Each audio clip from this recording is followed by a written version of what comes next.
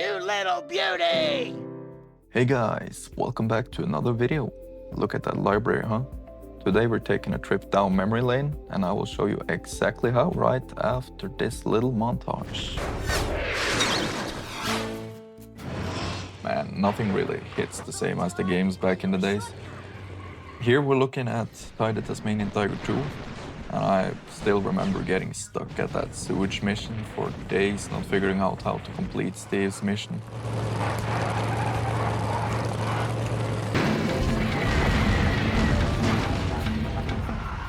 Here we're looking at my favorite sneaky game from this era. Slide 2 was definitely a home run in my book.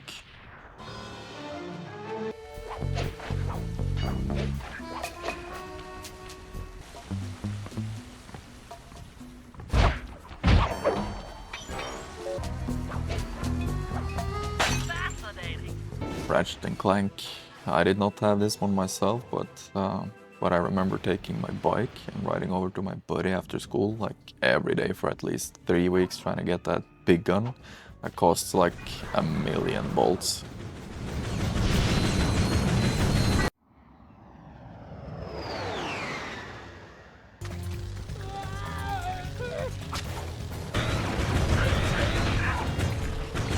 You've acquired nanotech. Lastly, we have the first Jak and Daxter game. I did not really get the chance to play this one back in the days, but I tried it more recently, and this is really a great game. And on top of it, Daxter must be one of the funniest characters in this era.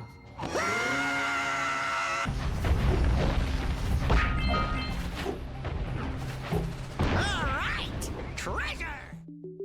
Alright, enough video game talk now. Let's go ahead and install the PCSX2 and get it set up. We'll start by going over to the website and picking up the installer from the latest stable version. The nightly version also works, but you can get into some issues, to be honest.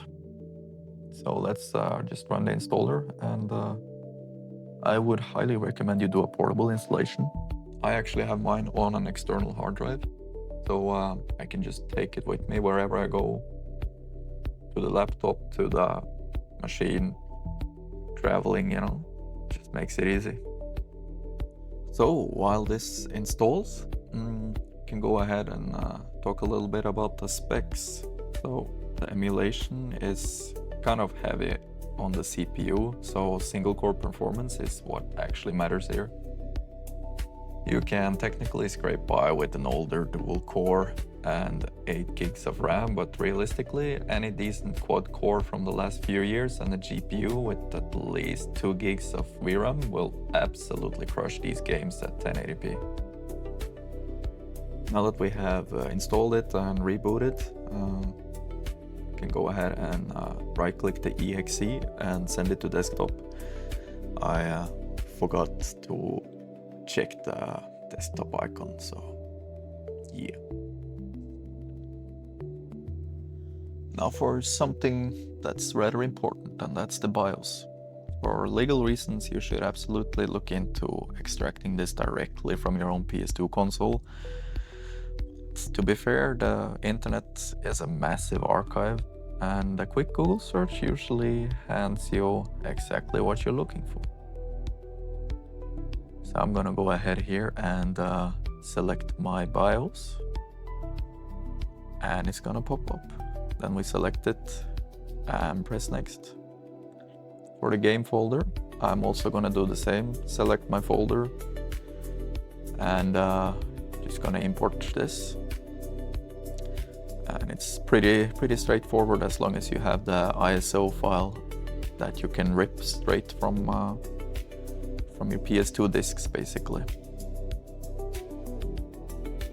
So if we go into the grid view now, there will be no cover image. But if we go into the tools and cover downloader and enter the website I enter here, then tick off the use title file names, it will download the cover image in most cases. So if we head over to the grid view now, you can see that Jak and Daxter has gotten an image, and it looks pretty neat. Alright, so we're back here at my original PCSX setup. with my games. And we're gonna go over some settings. Firstly, the controller setup. Just make sure to enable STL and DualShock if that's what you're using. I'm gonna go ahead and connect my PlayStation controller. See it pop up here. That's basically how easy it is. I'm using DS5 with Bluetooth.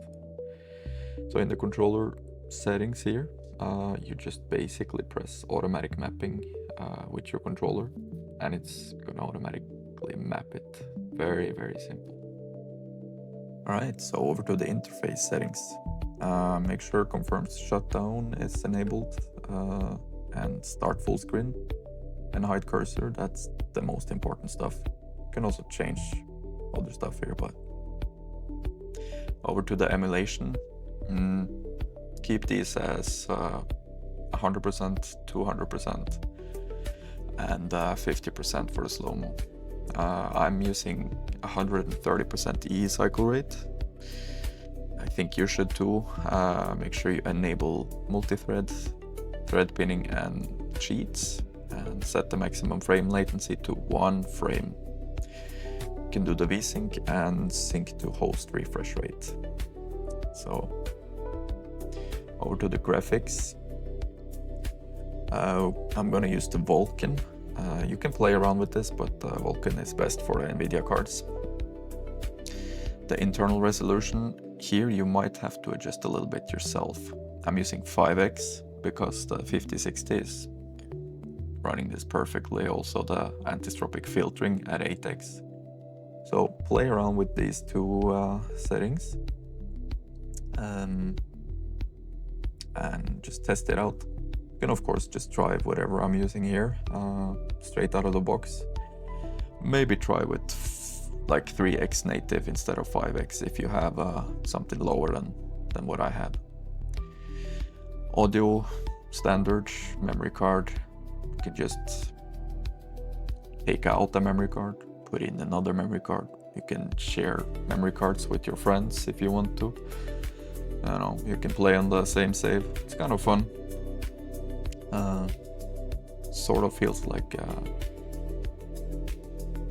how it was back in the day, right?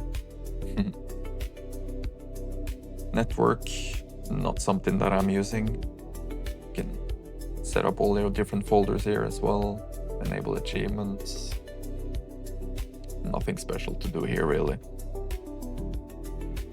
Same with advanced, just leave it as is. You can just make sure that enable game fixes is on if that is something that you want to import to your game. Because these are the global settings that we're looking at now. And then we actually have something called internal settings for the individual games.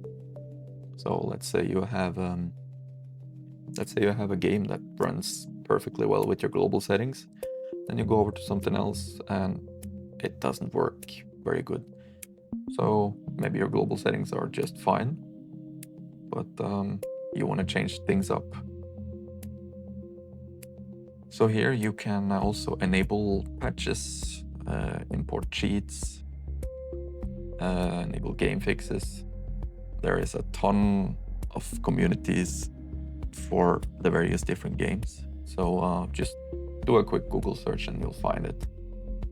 So here is what I was talking about. You can change the settings for the individual games. And one thing I forgot to mention here is that if you go over to settings in the controller tab, you can invert the left stick and the right stick for the games that does not support that in the actual menus. So we're now gonna go ahead and start up a game. You see when I open up SSX here, we can load state or do a clean boot.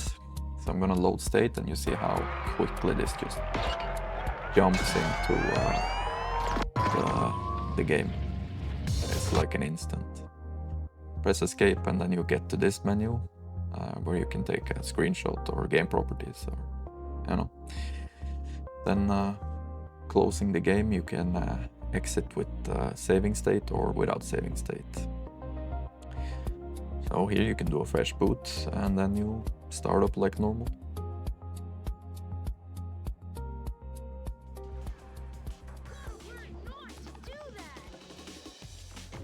So here we are in game. Works perfectly well with the DS5 controller and Bluetooth, 0 delay or lag or whatever you want to call it. Well, yeah, that is pretty much it. You are fully set up and ready to game.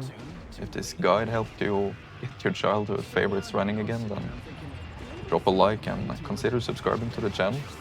It helps out a lot. Let me know down in the comments what game you're firing up first, and I'll catch you guys in the next one.